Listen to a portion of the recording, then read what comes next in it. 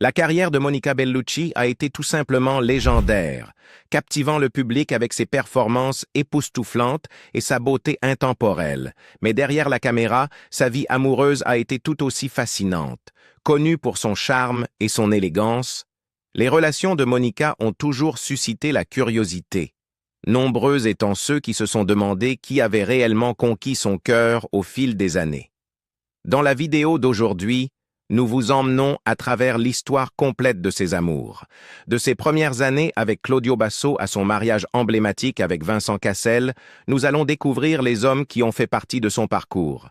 Vous serez peut-être surpris d'apprendre ses intérêts amoureux plus récents, notamment Thelman Ismailov et Nicolas Lefebvre, qui serait le dernier homme à avoir conquis son cœur.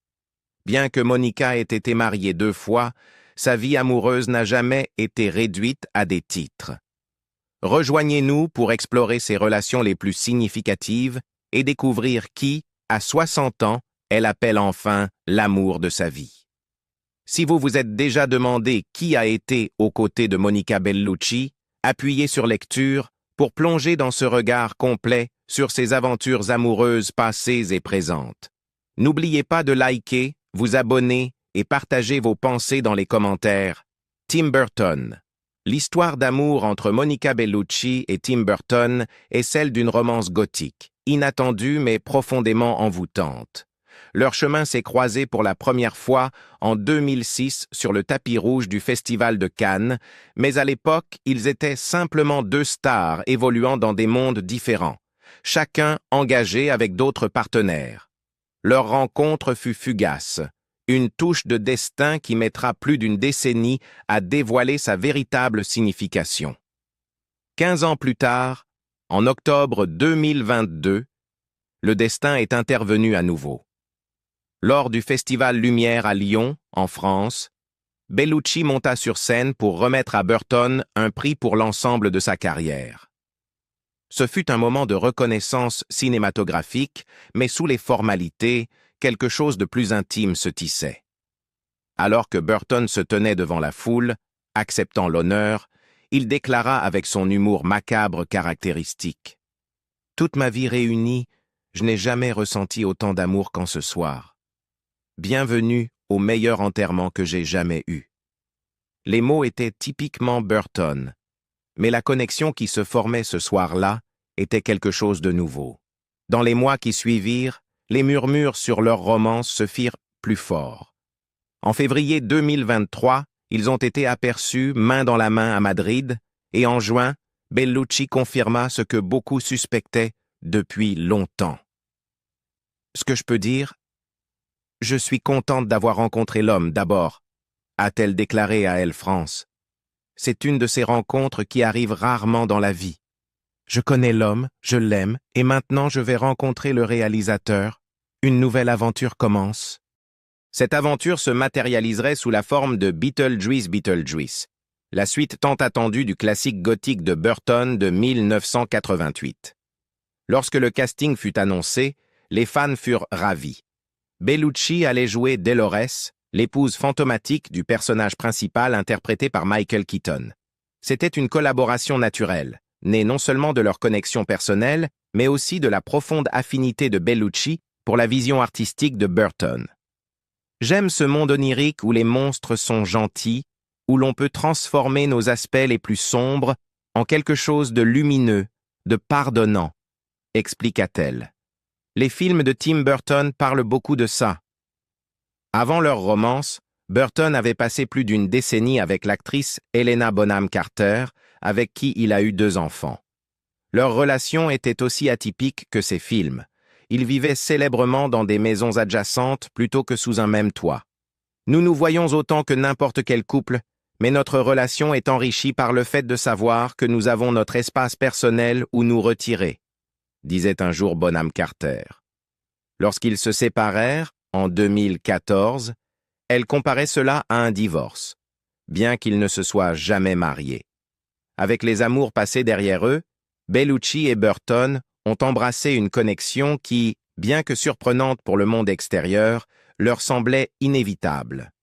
Leur première apparition officielle en public en tant que couple eut lieu en octobre 2023 au Festival du film de Rome, où Burton accompagna Bellucci à la première de Maria Callas, L'éther et Memory. Les observateurs notèrent de combien le réalisateur semblait visiblement épris.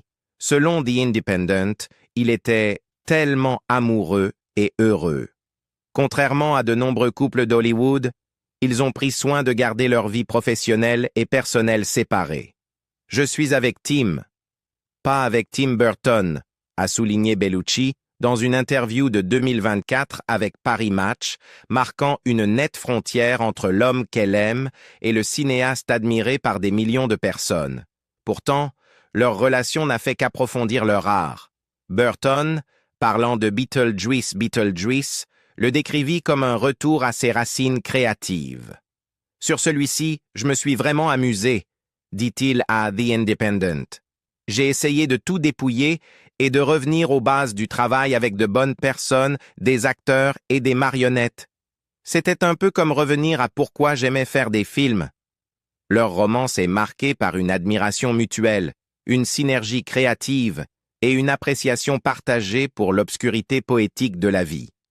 Lors des Globes d'Oro 2024 à Rome, où Bellucci reçut un prix pour l'ensemble de sa carrière, Burton resta à ses côtés, une présence discrète mais affectueuse. Sur le tapis rouge, il se pencha et lui embrassa la joue. Un geste simple mais révélateur de leur lien. Pour Bellucci, être avec Burton représente un changement dans ce qu'elle attend de l'amour. « À un certain âge, on est dans une autre énergie », dit-elle un jour à gala. « Mes priorités ont changé et ce que j'attends d'une relation aussi. Quand j'étais plus jeune, je cherchais une sorte de bataille dans l'amour. Maintenant, je préfère la complicité. J'ai besoin de sérénité dans ce que je vis. » Leur histoire n'est pas celle d'une passion fulgurante de jeunesse, mais plutôt celle d'une romance qui grandit à partir de la compréhension, de l'expérience et d'un sens commun de l'émerveillement. « J'ai trouvé en Tim un esprit merveilleux », dit Bellucci à Harper's Bazaar Hispana. « J'ai rencontré une âme spectaculaire. » Nicolas Lefèvre. Avant de sortir avec Tim Burton, Monica Bellucci a fait la une des journaux pour sa relation avec Nicolas Lefèvre, un sculpteur français de 18 ans, son cadet.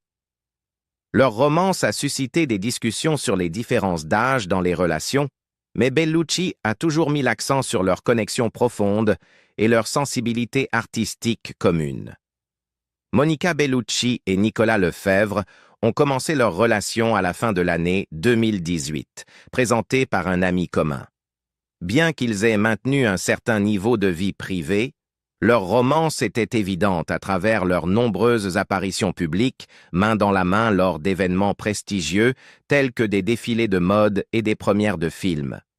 Leur connexion semblait profonde et sincère, mais leur parcours ensemble a finalement pris un autre tournant, culminant par leur séparation amicale.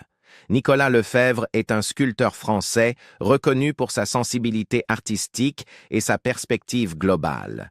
Avec des ateliers à Paris et à New York, ses œuvres ont été exposées dans des galeries prestigieuses à travers le monde.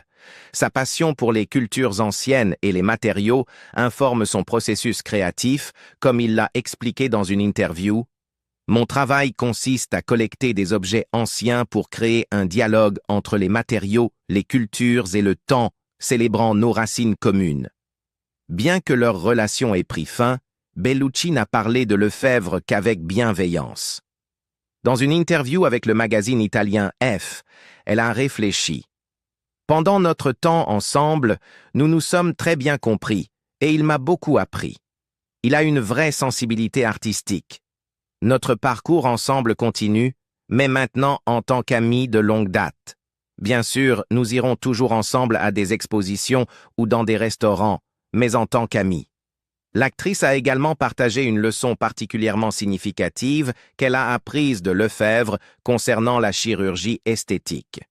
S'exprimant dans Madame Figaro, elle a raconté « Il m'a dit une fois quelque chose qui est devenu ma devise.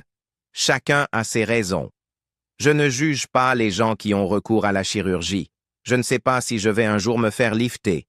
Parfois, je vois des choses très bien faites et je me dis « Pourquoi pas ?» Leur relation a été évoquée publiquement pour la première fois en novembre 2018, lorsque Bellucci s'est confié à Paris Match, disant « Je suis avec la même personne depuis un certain temps et tout va bien.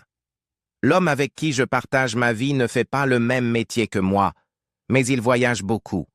Son mode de vie lui permet de comprendre le mien. » À l'époque, elle ne nommait pas Lefebvre, mais leur proximité est devenue indéniable lorsqu'ils ont assisté ensemble au défilé Chanel au Grand Palais en mars 2019. Elle rayonnait d'élégance avec des lunettes de soleil noires oversize, tandis que Lefebvre la complétait dans un costume rayé. Leur apparence coordonnée a solidifié leur statut de couple aux yeux du public. Lefebvre, âgé de 37 ans, est plongé dans le monde de l'art depuis longtemps et est profondément influencé par ses voyages et sa passion pour les arts premiers. Il s'est également engagé dans des initiatives caritatives et est particulièrement inspiré par le concept de la déesse mère en tant que force protectrice et bienveillante. Cette admiration a peut-être joué un rôle dans son attirance pour Bellucci, elle-même une mère dévouée. Comme Bellucci, Lefebvre est un parent célibataire. Il a une fille, Anaï, avec qui il partage un lien profond. « J'ai une grande connexion avec ma fille.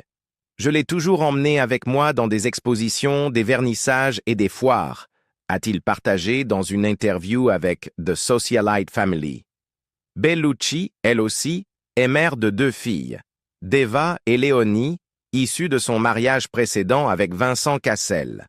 La romance entre Bellucci et Lefebvre, bien que brève, a été marquée par l'admiration, des valeurs artistiques partagées et une compréhension profonde de l'univers de l'autre.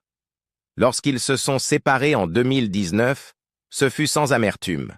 « Quand on quitte quelqu'un, cela ne veut pas dire qu'on ne l'aime plus », a déclaré Bellucci. Cela veut simplement dire que continuer ensemble n'est plus possible. Leur histoire d'amour a peut-être pris fin, mais leur amitié perdure, un témoignage du respect et de l'affection qu'ils se portent encore. Vincent Cassel. Peut-être que la romance la plus célèbre de Monica Bellucci a été celle avec Vincent Cassel. Leur histoire d'amour n'était en rien conventionnelle, s'étendant sur près de 2 décennies et captivant l'attention du public. À l'époque, Monica Bellucci, actrice et mannequin italienne, s'était déjà fait un nom dans le monde de la mode avant de se lancer dans la comédie. En 1996, elle décroche un rôle principal dans le film français L'Appartement, un projet qui allait changer sa vie de bien des manières. C'est sur ce tournage qu'elle rencontre Vincent Cassel, un acteur français connu pour ses performances intenses et sa présence magnétique à l'écran. Leur première rencontre n'a rien eu d'un coup de foudre. Vincent, sceptique à l'idée de voir des mannequins se tourner vers la comédie, voyait Monica comme un joli visage avec des ambitions dépassant ses capacités. « Les filles étrangères n'ont rien à faire dans le cinéma français », avait-il un jour dit de manière dédaigneuse. Monica, quant à elle, trouvait Vincent arrogant et brusque. À ses yeux, il n'était qu'un acteur imbu de lui-même, trop pris dans son propre monde. Cependant, la nature de leur rôle les obligea à partager des moments intimes à l'écran, et au fil des prises, quelque chose changea.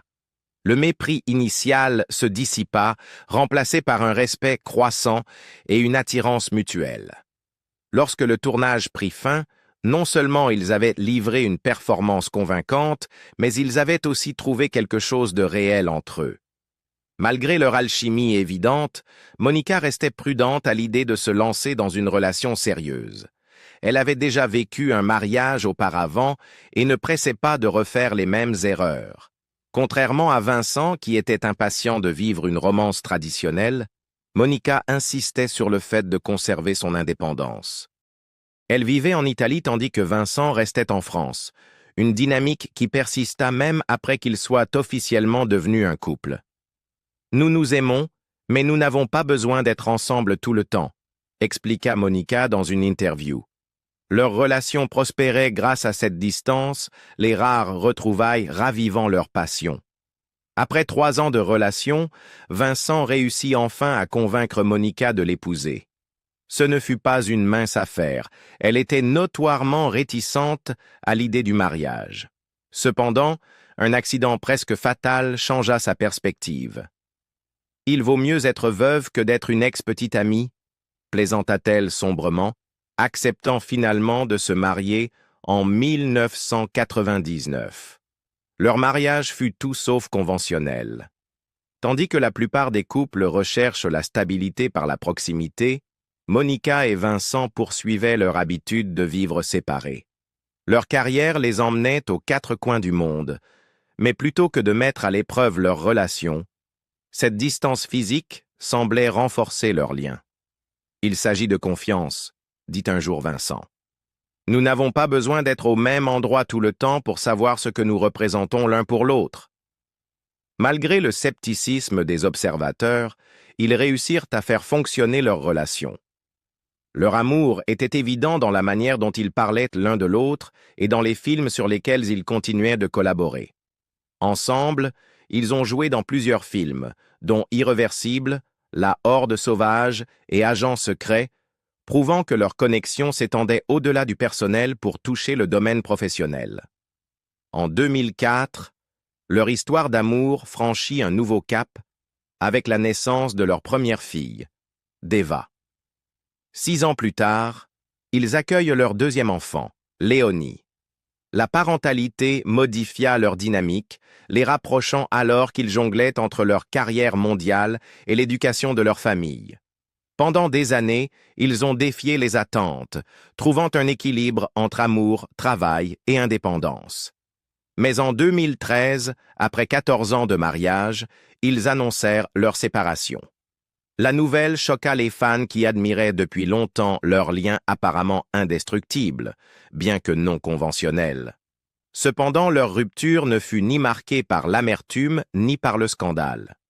Ce n'était pas une question d'erreur, expliqua Vincent. C'était simplement l'évolution naturelle de notre relation. Monica partagea son avis, soulignant que l'amour existait toujours entre eux, même si leurs chemins se séparaient. Vincent sera toujours une partie importante de ma vie, dit-elle. L'amour ne disparaît pas simplement parce qu'on n'est plus ensemble. Même après leur divorce, ils sont restés soutenants l'un pour l'autre. Ils ont coélevé leur fille avec respect et compréhension, refusant de laisser leur histoire personnelle nuire au bien-être de leur famille. Après leur séparation, tous deux entamèrent de nouvelles relations. Vincent épousa finalement le mannequin français Tina Kunakey, avec qui il eut un autre enfant. Monica, de son côté, retrouva l'amour avec le réalisateur Tim Burton. Malgré leur nouvelle vie, l'héritage de la relation entre Monica et Vincent reste inoubliable. Leur histoire n'a jamais été celle d'une fin de conte de fées, elle a été celle de la passion, de l'individualité et de la compréhension que l'amour, sous toutes ses formes, est complexe et en perpétuelle évolution.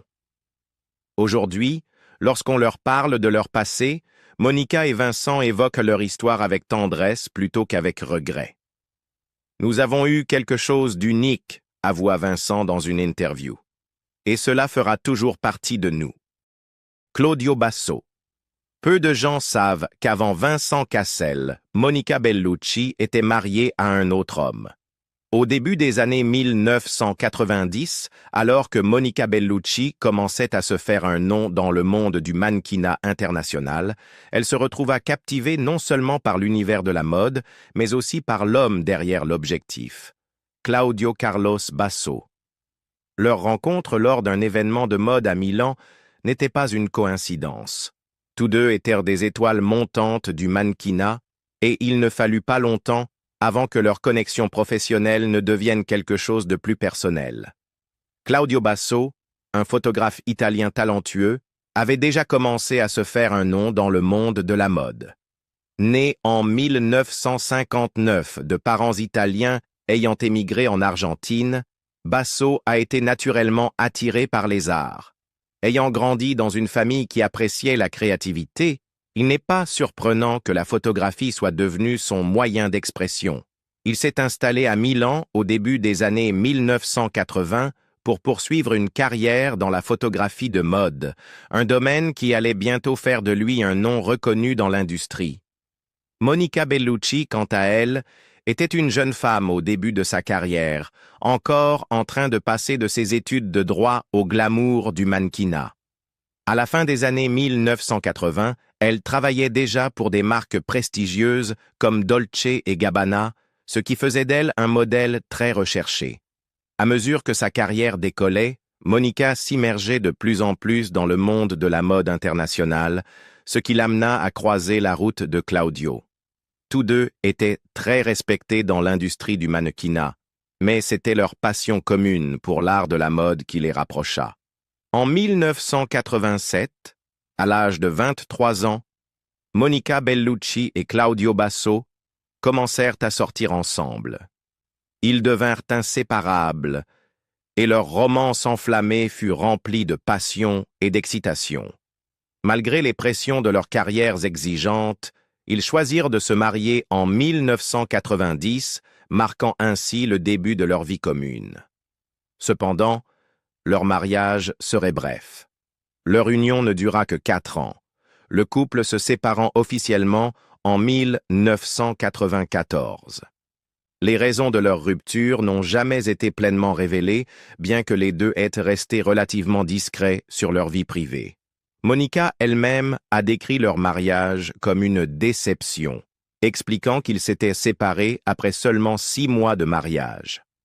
Malgré cela, elle a ensuite réfléchi avec gratitude aux leçons qu'elle avait tirées de ce premier mariage, disant « Je remercie mes 2 maris pour ce qu'ils m'ont donné et ce qu'ils m'ont appris sur la vie, inconsciemment et différemment. » En 2014, lors d'une interview avec Corriere della Sera, elle expliqua « Nous nous sommes séparés après 6 mois.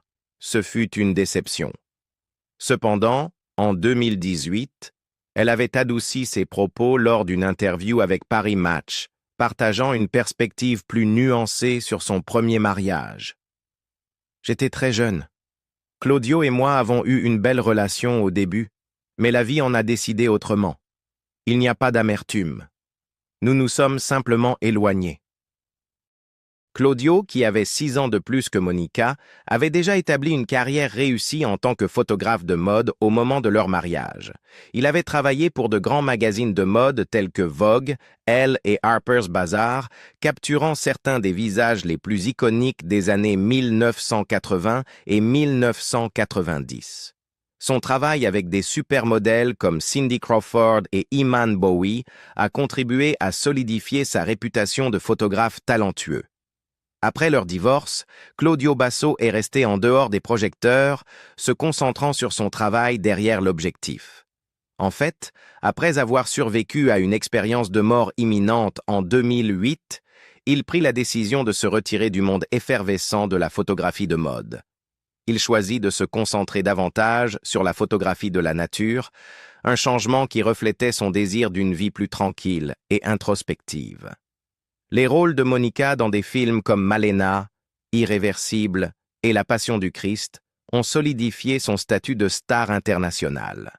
Elle est devenue connue pour sa polyvalence, passant facilement du cinéma européen à Hollywood.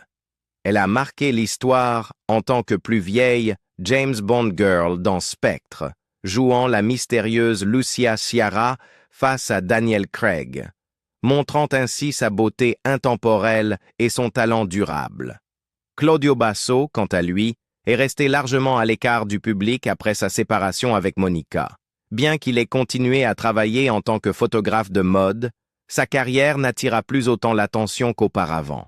Sa préférence pour travailler dans l'ombre et son passage à la photographie de la nature reflétaient son désir de préserver sa vie privée et son isolement du monde de la mode qu'il avait autrefois consumé.